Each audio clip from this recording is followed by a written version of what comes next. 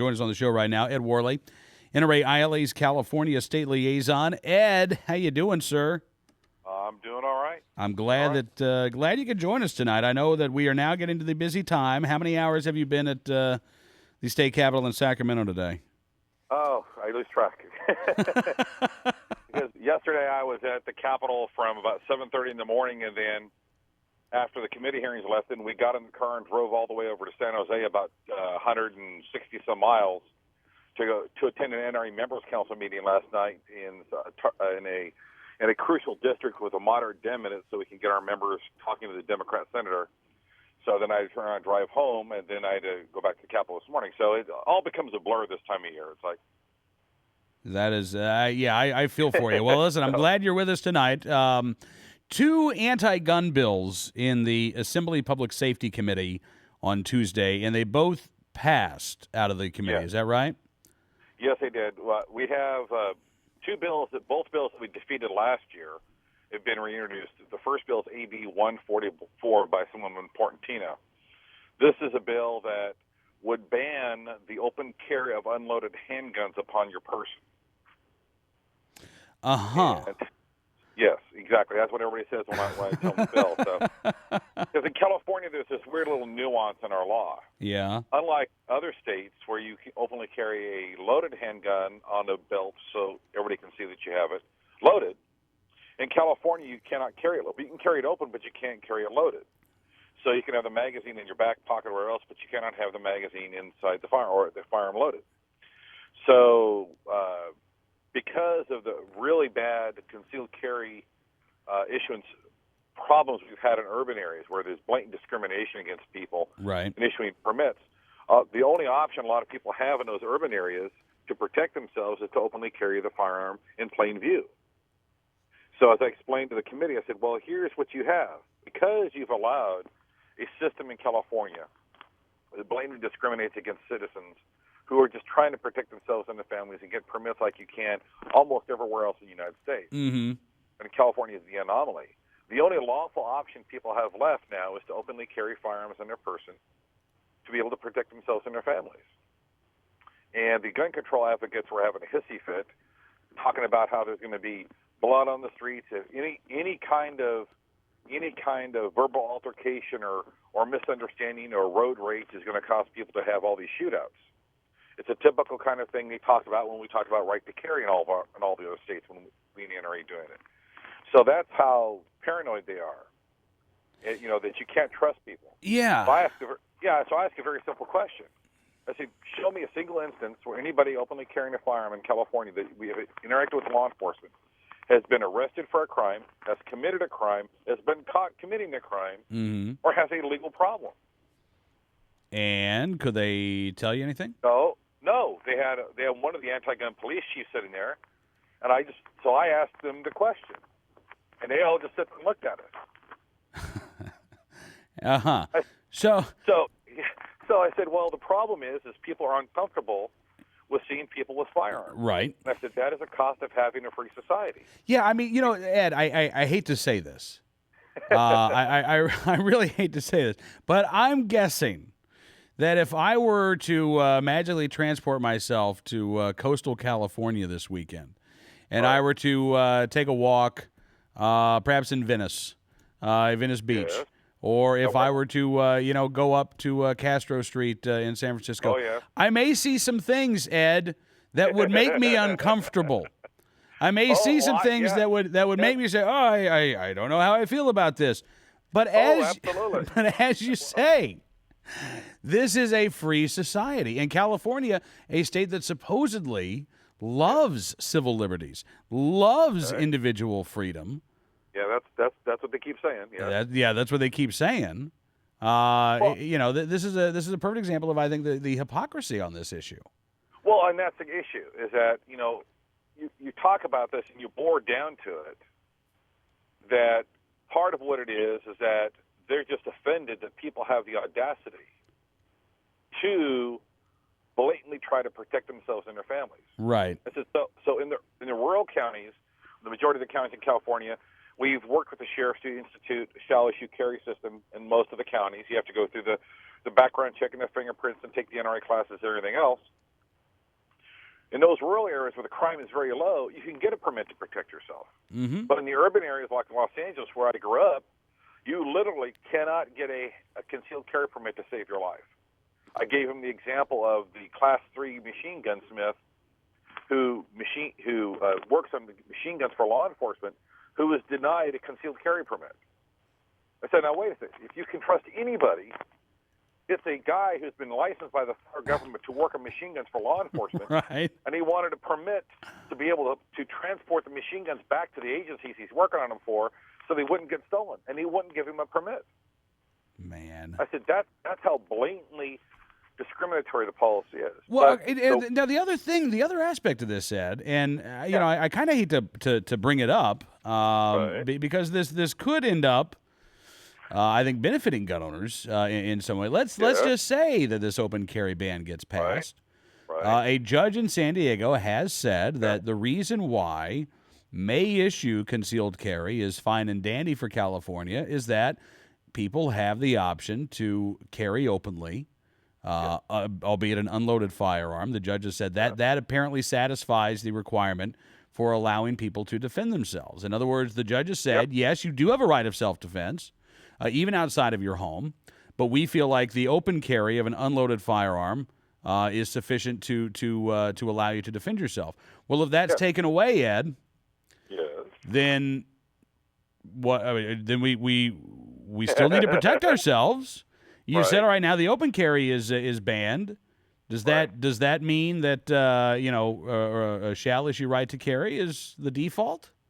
Well, funny you should say that, because we had our NRA attorney Chuck Michelle there with me, sitting beside me in the committee hearing, and he talked about the Peruta case, and I used this word on the committee. I said, and here is now your conundrum. If you decide to ban open carry in California with this legislation, then our attorney, and I pointed to Chuck next to us, is going to go to court, and now you've taken away the only other option the judge had not to find fully in our favor, because the judge says you do have a right to defend yourself outside of the home. He says you do have a right to do this. Yeah. He says, well, you don't have to issue permits because you have the open carry option. So some of the Democrats were sort of shaking their heads like, what? And then we had Chuck Michelle go through the case, and Chuck Michelle, he says, if this bill passes, if the governor signs it, the day after the governor signs it, we in the NRA will be in court, going from the Peru decision to basically go to court and litigate for shall issue in California. And you could have heard a pin drop in the room, because even some of the anti-gun people, I don't think they got it. Right. I don't think they understood it. I don't think they quite. It was like, huh? You know, they get that quizzical look in their eyes and like, huh? Even the police chief, the anti-gun police chief, he's sitting there like, what? Because his problem is, if the court decides that you have to do shall issue, he as the police chief in that jurisdiction is going to have to issue permits, even though he's an anti-gunner. Right. So that is how weird all the situation is, and some of these Democrats in the committee were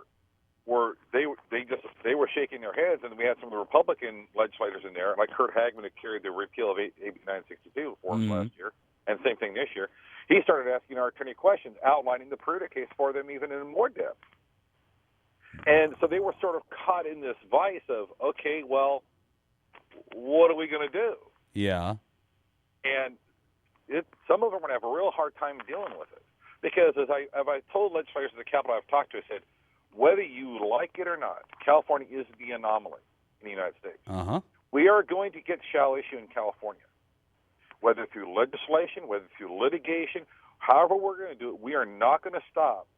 We in the NRA are not going to stop until Californians can protect themselves like everybody else in the United States, because this is unconscionable, the way people are discriminated against when it comes to getting just simple permits for carrying a firearm concealed. As I've told some of the Democrats, I said, well, if you don't like seeing guns out on the street, then you should be in favor of concealed carry, because then we wouldn't bother you. Then we wouldn't upset your karma. Then you wouldn't have a problem, because you wouldn't see the firearm. Oh, but and I'm sure their answer was something along the lines of, Ed, then we'd worry about everybody. Then would constantly be afraid to leave our homes. Which again goes back to the fact that these folks simply don't trust Californians the way that legislators in 41 other states trust their citizens. Now, the other bill, Ed, that passed out of committee was AB 809. Yes. This is, again, as you mentioned, this came up and was defeated last year. Right. But this is going to try to require that gun retailers report the sales records for long guns, a long gun registry to go right along with the handgun registry. Right. Now, this is a bill we defeated. Assemblyman Fury ran this bill last year, and we defeated it because one of the reasons we defeated the bill is we had up to 15 sheriffs in written opposition to the legislation. Mm-hmm. Sheriffs elected by people these are pro-gun sheriffs, and they talked about how this is a waste of time because criminals, again, don't register guns. They don't do it. Mm-hmm. And it's a waste of law enforcement resources. So the problem that someone in the Fuhrer is going to have is we're talking with all of our pro-gun sheriffs in the state, which is the majority, and they will more than likely all of them be opposing the bill yet again. But he's running around saying, "Oh my God, how else are we going to do to disarm people unless we know where the guns are?" He actually said that in a committee hearing. Oh, good Lord! So if you run in California, my beloved state, we have all these little weird misdemeanors, right, that make you prohibited. So we have people who come from free America who move to California, and I don't know why sometimes. The weather's great, but other than that, they come out here and they have some weird misdemeanor from Nevada or something, and they find out all of a sudden they're prohibited from owning a gun because of some weird misdemeanor in another state. So we're not talking about hardened felons here. Yeah. We're talking about people who have minor legal problems or something that goes on. But he is from the LA City Council, and you and I have talked about him, and Chuck Michelle's talked to you about LA City Council. Mm-hmm. That's where he's from. So, he's going to run the bill. The Democrats have the committee stacked with anti-gunners. So this is, like I tell people, this is only the first play in the game. This is only like the first down of the football game. This still has to go through Appropriations Committee, the Assembly floor, the Senate committees, and everything else. But the good news is that last week, I don't think we had a chance to talk about it, we passed Senate Bill 610, which is a concealed carry reform bill that we're running in California. And this is being carried by Senate Democrat Rod Wright from Los Angeles. And what it does is it changes the sequence by which people apply for concealed carry permits in California. Currently, when you go to apply for a permit, you get the application, and then they make you go through all of the costs of doing it, the background checks, the fingerprints, the classes, psychological evaluation sometimes. And some of the jurisdictions require you get $1 million liability policy before they consider you. Then you do all of this, you spend maybe $3,000 doing all this and all the time doing it. Then you bring the application back and you submit it, and they go, "Oh, I'm sorry, you don't have good cause. We're not giving you a permit." So what our bill does is it says very simply, you get the application, you fill it out, you submit your application to the jurisdiction, they say whether you have good cause or not. If they say you have good cause, then they can require you to do all the training and everything else and spend all the money. Mm-hmm. The other thing the bill does is it deletes and does not allow them to charge you, does not allow them to require you to get the $1 million liability policy. Okay. So we're fine-tuning the current law in California to the extent we can with Senator Wright's bill. And then we're going to be running we have also our repeal of AB 962. Someone in Hangman's doing that bill. The next big committee hearing date is going to be April 26th because they're going on Easter break now, and then so there's going to be a little bit of a lull here until April 26th. But April 26th, we're probably going to have 10 bills in both the Senate and Assembly committee, pro-gun bills, anti-gun bills. There's going to be a real free-for-all on Tuesday the 26th. All right. Well, Ed, again, I appreciate you giving us the heads up on that as well as the latest information on these anti-gun bills that passed out of the Assembly Public Safety Committee. And I'm guessing, sir, we'll probably be talking with you on April 26th to get a very extensive update. Absolutely. And everybody needs to keep calling, emailing, writing their senators. Join a members' council. Go to your gun club. Go to calenary.com. Get the latest information. Go to our ILA website. Get it updated. And we have a little bit of a lull here. They need to email, write, call their senators and assemblymen so we can remember, we defeated all of these bills last year. Not a single anti-gun bill was passed last year, and we can do it again this year. And it's all up to the hard work of NRA members, and I know they can do it. Ed, thanks again, sir. Look forward to talking to you soon. Take care. Ed Worley, NRA ILA's California State Liaison, with us on the program.